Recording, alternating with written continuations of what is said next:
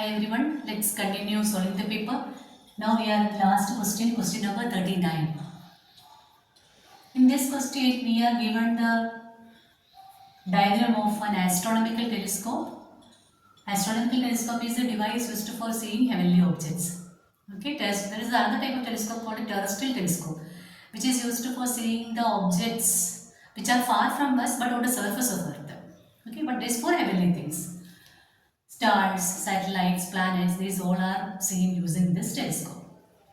And here, this telescope is focusing towards a distant celestial body. The rays are coming parallel to the telescope, and then these rays, actually they just go through a lens called objective here, that's not shown. And these parallel rays are striking a curved mirror. These rays are reflected towards the plane mirror, and then plane mirror direct those rays towards the eyepiece. It's a convex lens here in the eyepiece. Eyepiece means the piece which comes near to eye, hence the name eyepiece. Okay, that you study later in higher class. Okay, so here what is asked, what kind of image is formed at the eyepiece? So the ray diagram says that the rays are parallelly coming to the convex lens. If the rays are coming parallel, then the image formed by the lens is a real image, real and inverted. So the observer get a clear view of the distant celestial body. So image is real and inverted. Then here, what kind of mirror is used in telescope? So here, don't get confused, the mirror is already mentioned here, one plane mirror. That means we are asked to name this one, not this one. This is already given the question. So here, if you look at the mirror, the rays are reflected from the inner surface of the mirror. Or you can say rays are converged. So it's clear that which type of mirror is used there, concave mirror. Okay, so the second question, kind of mirror. What kind of mirror is used in the telescope? You should write concave mirror. Then the third part, kind of optical device. What kind of optical device is used in the eyepiece? What is this one? This is convex lens. And why we use the convex lens here? So that we get a real image of the distant object on a screen. So we use the convex lens. Then what's the role of plane mirror in the telescope? What's its role here? This plane mirror deflect the rays towards the eyepiece. Otherwise the rays get collected here somewhere. Okay, here is the place of or the point of observation. So the rays are directed towards the eyepiece with the help of one plane mirror. And one more thing you can observe here, if you look at the rays here, it's number, this one has ray number 1 and this has 2. So where this one gone this side and 2 gone this side. So the rays are laterally or the image is laterally inverted by which mirror? Plane mirror. That also you can write. But lateral inversion is not significant for an astronomical telescope because the objects which we observe are heavenly bodies, spherical bodies. But you can write there. You are asked what role of plane mirror here. So they deflect the rays towards the eyepiece. Also they, they do lateral inversion of the light rays. Okay. That's all about this question. And for this one, visually impaired question, it's easy. So let's not go to that one. I think we'll be able to solve. But before I conclude, I would like to solve question number 36, which is given for visually impaired students because that's a good question.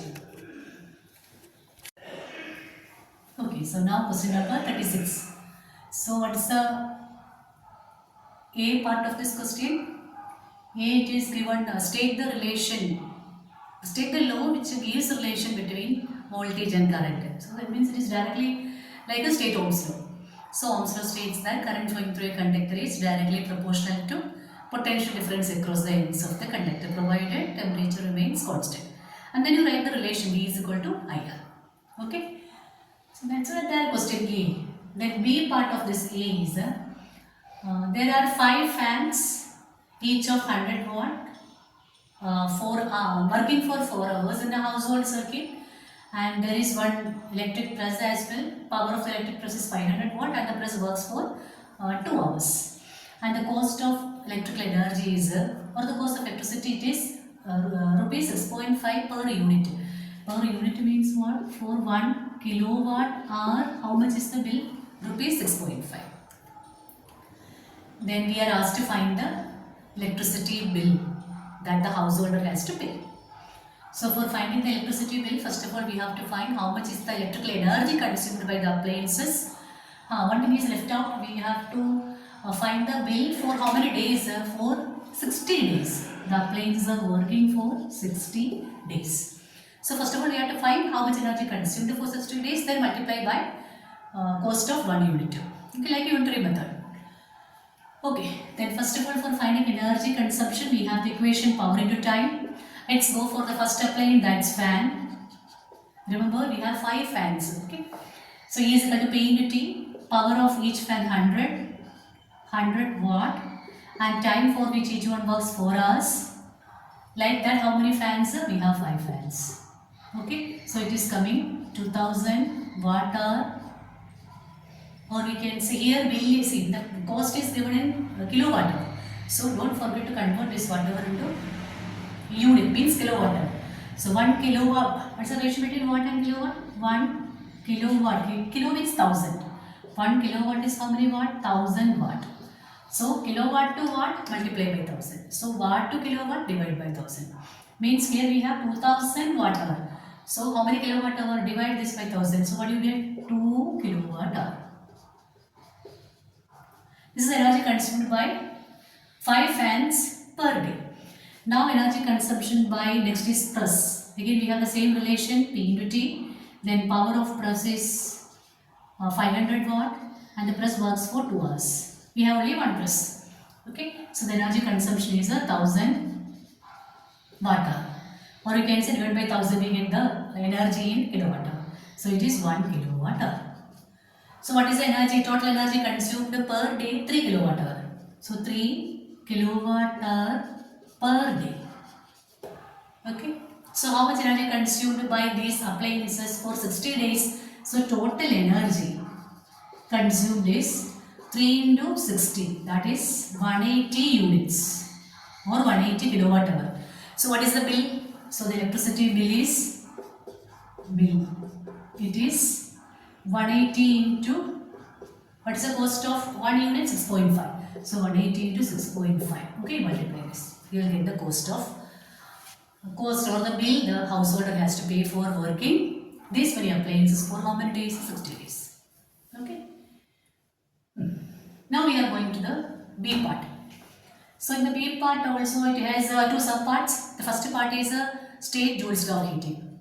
We know the heat law is it states that the heat produced in a circuit is directly proportional to square of current flowing through the conductor, resistance of the conductor, and time for which the current flows. Okay, then you write H is equal to I squared RT.